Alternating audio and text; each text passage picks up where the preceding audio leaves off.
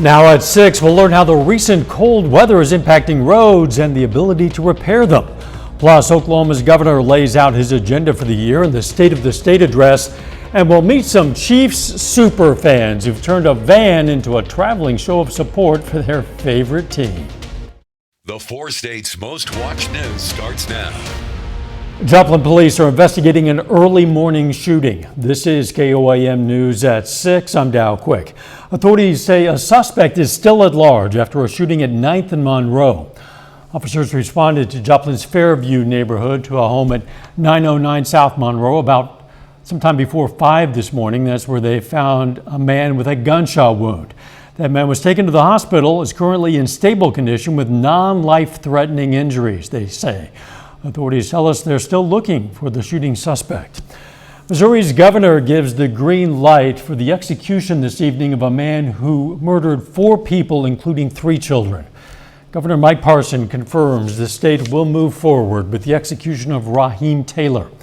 Taylor is scheduled to die by lethal injection for the deaths of his live-in girlfriend, Angela Rowe, and her 3 children, ages 5, 6, and 10, in 2004. The execution would be the 3rd for Missouri in 3 months, following those of Kevin Johnson and Amber McLaughlin. Let's check in with meteorologist Sam Lane now for a first look at the weather. Thank you very much, Dow. It's been a wet day across the area, and it's still that way right now. You can see on live radar, we have some pretty heavy rain moving into Newton County now around Neosho, extending back into southern Ottawa County, also Delaware County, over into Mays County. A little bit closer in view shows the heavy rain extending from around Crane to Purdy, north of Cassville, down into the Pineville and Anderson area. In fact, that area is under a flood watch until Thursday at 6 a.m. That includes Newton and McDonald County, as well as Lawrence and Barry County. Across our areas, we're expecting more rainfall tonight and tomorrow on top of the rain that they've already had. And that's what we're going to see this evening. Temperatures in the 40s with rain continuing. And looking down the lane, looks like it's going to be a rainy night tonight as well as a Wednesday. And then maybe a mix as we go into Thursday morning, but a better chance of that as we go into Thursday night into Friday morning with some snow. And of course, I'll have all the details on that coming up in just a bit. All right, we'll see you soon. Now, as we do prepare for the possibility of more snow later this week, KOAM's Amber Jenkins speaks with the Joplin Public Works on how they manage the roads.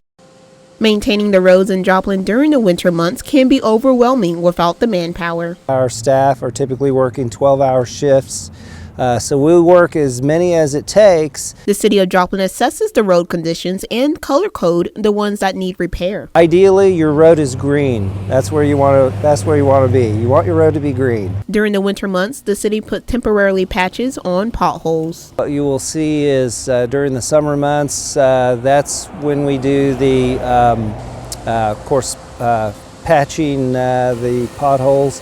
You can't do the permanent patches in the wintertime because the asphalt plants are not open. Reporting in Joplin, Amber Jenkins, KOAM News. Citizens are also able to report road conditions by going to Joplin Public Works website. Oklahoma Governor Kevin Stitt laid out his vision for Oklahoma's next year during his annual State of the State address ahead of the legislative session. It says some of the big issues he wants lawmakers to address are tax cuts, specifically the grocery tax. The governor also talked about education and his push for school choice and performance-based pay for Oklahoma teachers. And he called on lawmakers to ban all gender transition surgeries and hormone therapies on minors. Ascension Via Christi Hospital in Pittsburgh is becoming a dispensary of hope site.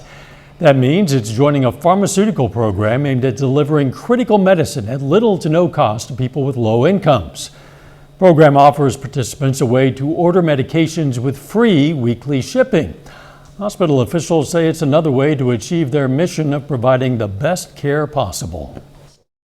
Our care managers here at the hospital will now direct them through this program, and they will go through this program to get what they need to go home. So grandma is not struggling at the pharmacy trying to fill her Plavix when she doesn't have the money to pay for her heart medication, but she can get that free and be able to take care of herself. The Dispensary of Hope program started in 2007. 2 local friends and Chiefs super fans have been taking tailgating to a whole new level. KOAM's Carrie Worthen has more on that story. It's our hobby. Yeah. A lot of people hunt, fish, golf. We participate at tailgate and go to Arrowhead. Chiefs games. Chad Como, owner of Como Jewelry in Pittsburgh, and Chris Keller, manager of Como Jewelry in Joplin, have been friends for 20 years and Kansas City Chiefs season ticket holders for 16. Part of the game day experience for us is having a big tailgate party and having all our friends and family and all of our kids and our wives are big time into it. So it's a thing we like to do with our families. Being season ticket holders, Como and Keller attend all home Chiefs games in style. War Wagon, as they call it, is a 11-passenger van covered in Chiefs. If there's a tradition, it's the War Wagon. It hauls all of our friends and family from Pittsburgh to and Joplin to Kansas City, and holds all of our gear and allows us to have a big tailgate. Como and Keller host around 40 people at each tailgate. Everybody kind of has a role to play. I'm kind of the red chef. I do all of the tailgate cooking. I do all of the prep food-wise. We try to theme our tailgate menu towards our opponent. So, as an example, if Buffalo comes to town, we've done buffalo chicken sandwiches. We've Philly. done With Philly, we would do would- like Philly cheesesteaks or something like that. Even though the War Wagon is staying home this Sunday, it's not stopping these friends from watching the Super Bowl from home. In Pittsburgh, Carrie Worthen, KOAM News. And you gotta love those outfits. Come on. Como Jewelry in Pittsburgh is filled with Kansas City Chiefs decor, including in their bathroom. Like kids at a lot of schools in the area, students in Carthage are showing their support for the Chiefs with a Spirit Week. Today is Tailgate Tuesday. Students were encouraged to wear sunglasses, hats, and, of course, Chiefs gear. It is a good and positive thing for kids to show school spirit, show camaraderie, and in this case, team spirit, and do it in a collective manner. It's very fun, it's energizing, it gets them wound up in a positive way. They learn how to be excited and yet have good self-control. I think that was a Mahomes wig. Can't say for certain. The rest of the week at Carthage schools includes Reed Wednesday, W-I-N-S Day, Travis Throwback Thursday, and Red Friday. Coming up, we're going to learn the theme of this year's Freeman 5K and Walk for Autism. Plus, how the Kansas Tourism Board is celebrating 150 years of the state's song, Home on the Range. Out of this world, that's the theme for this year's 5K and Walk for Autism, hosted by Freeman Health System. The event will take place on Saturday, April 22nd. It'll raise funds to support program development and scholarship assistance at the Bill and Virginia Leffen Center for Autism. The Freeman 5K started as a way to get employees exercising with co-workers and families, but it evolved to support a variety of programs over the years. So I would love for us to reach $50,000. That's kind of where we'd like to be. Help support our program development so that we can provide ABA services to individuals on the spectrum. This is the 16th year of the Freeman 5K and the third year that the walk has supported the Leffen Center. Special Olympics athletes hit the hardwood today for a basketball competition that was at Pitt State's Weed Gymnasium. Today, some adult athletes got a chance to show off their skills. I'm very happy about competing today. I'm looking forward to doing this. It's my 5th time this year to do it, and so I'm really excited. Tomorrow, they're going to kick off the kids competition. That begins at 9 a.m. and will run until 2 in the afternoon. Kansas Tourism created a music campaign paying homage to the 150th anniversary of Home on the Range with newly released music videos. Reporter Lily Wu explains how this campaign is making Kansans proud. Words penned 150 years ago are getting a new Kansas flair from country to hip-hop. I thought it was really cool, and I have heard the song before. I know it was on some cartoon I watched when I was little. To celebrate Kansas's 162nd birthday, Tourism Kansas launched the Home on the Range campaign with artists like Maria Cuevas of Topeka showcasing a Mexican mariachi flair to the state song. It's such a fun process recording a song, and then to go make a music video out of it. It was so lovely. Tourism Kansas is featuring 5 artists with ties to the Sunflower State with the 150-year celebration of Home on the Range. Each one you can see the beauty, you can hear the beauty. It's just magical. It's really, really cool. And I think it kind of shows what Kansas is. We are rural, we are urban, we are all of these things, and their versions speak to that.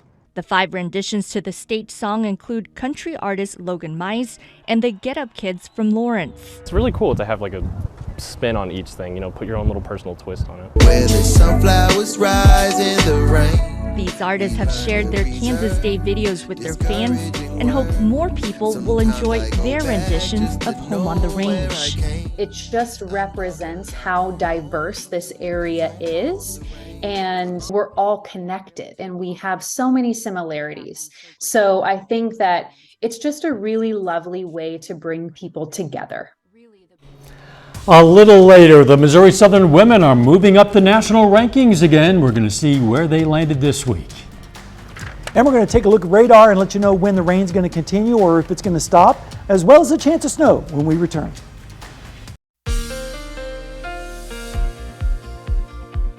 Well, we've had quite a bit of rain across the area today, and it's still raining in some places, and some places didn't hardly receive any rain at all. We'll show you that in just a moment. Right now in Seneca, Missouri, there's definitely wet pavement down there at Indigo Sky Casino and Resort. We only stayed in the 40s today all day. We started out at 42, only made it up to 49, which was a little bit below or actually above normal on the temperatures. 48 and 27 are the normals. Rainfall amounts, as I said, were quite generous across some parts of our area, especially down to the south and east, where they got over an inch there in the Cassville area, and it's still raining there right now. You can see 1.25, 1.45 in Pineville, almost an inch there in Benville, but notice to the north and west, hardly anything in the rain bucket. 0.01 at Chanute, same thing in Yates Center, and 0 in Howard. Here in the Joplin area, we've received around 2/3 of an inch, and right now you can see on radar, basically along and south of I-44 is where the rain has been and will continue to be for most of the evening. And if we zoom out, we can see that here's the storm system that's over us now. Here's the next one in line. And then the next storm system is off the Pacific Northwest coast. And then there's another storm behind that one. So we have a parade of systems to deal with for quite some time. So it's going to be a little bit of an active pattern. Right now in Joplin, it's 44. Feels like 41 out there because the east-northeast wind at 6. Dew point is currently 37 and the pressure is steady. Temperatures are generally in the 40s where they've been all day today.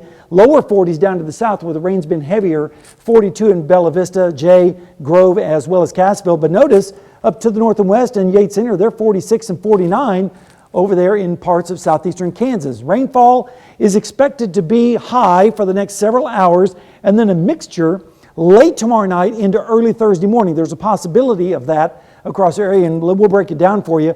You can see that most of the rain tonight is going to be along and south of I-44 with temperatures in the 40s, 30s in southeastern Kansas with northeast winds. Then tomorrow the rain comes back across our area as the storm system moves up from the south with generally temperatures in the 40s. That system pulls up to the north, and notice as it does, as we go into Thursday night at around midnight, we get a mixture of rain and snow across our area.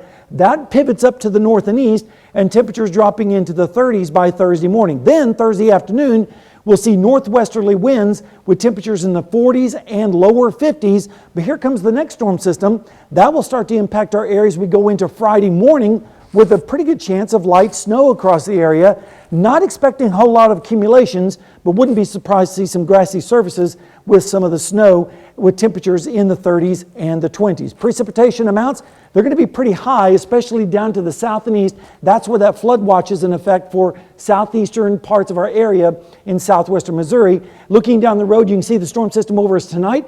That's going to pull off towards the north and east, and here comes the next one right behind it to interact with that cold air, producing the chance of snow again late tomorrow night and early Thursday, and then again on Friday morning. Here's the next 7 days. Rain tomorrow, Then less so on Thursday, but again, Thursday night into Friday morning is the best chance of light snow. And then the weekend looks great. And then Dow, of course, for Valentine's Day, rain on Tuesday, and then turning much colder late next week. And I'm forecasting Sunday evening a good opportunity to stay inside, maybe watch a football game. I think that's a good idea. I think I might do that. Thanks, Sam. No problem. Still ahead, the Neosho boys aim for their 8th straight win tonight against Joplin, and the Chiefs aim to return to the top of the NFL after falling just short the last 2 seasons. Jacob Leonard has that and more up next.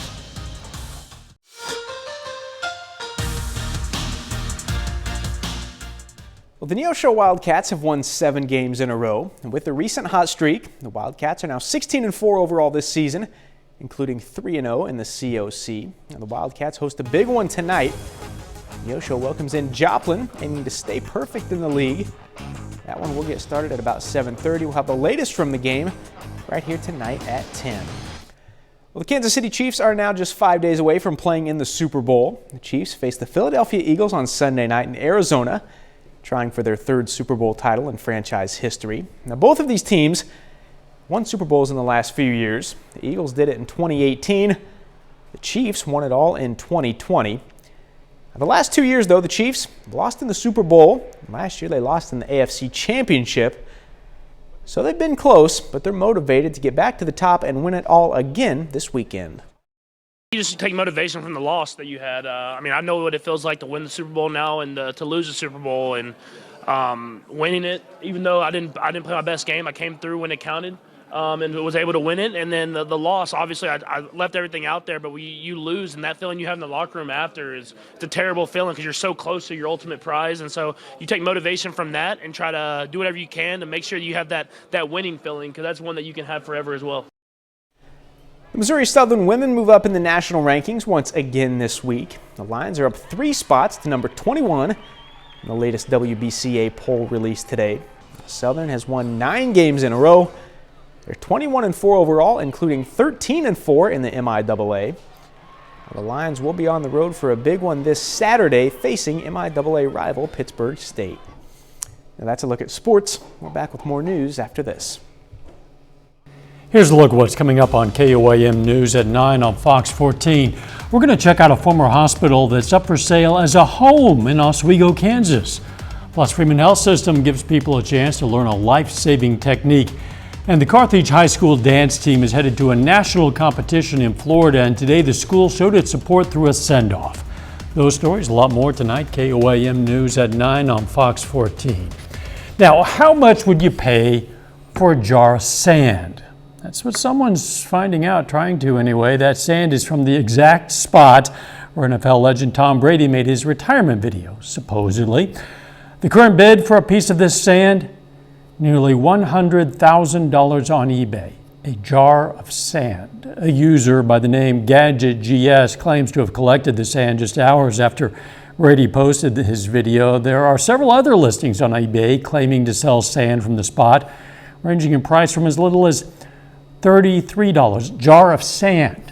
According to the Miami Herald, Brady shared his retirement video from a beach in North Miami. Did I mention this is a jar of sand? What happens if he comes back? More sand to sell. That's exactly right. The weather. All right, let's talk about the rain that we're going to have tonight and tomorrow, and then a mixture as we go into Thursday night and Friday. Of course, it is still winter around here, and then another chance of rain on Valentine's Day, and then turning much colder next week. Thanks for joining us. We'll see you right back here at 10. Let's make it a great evening.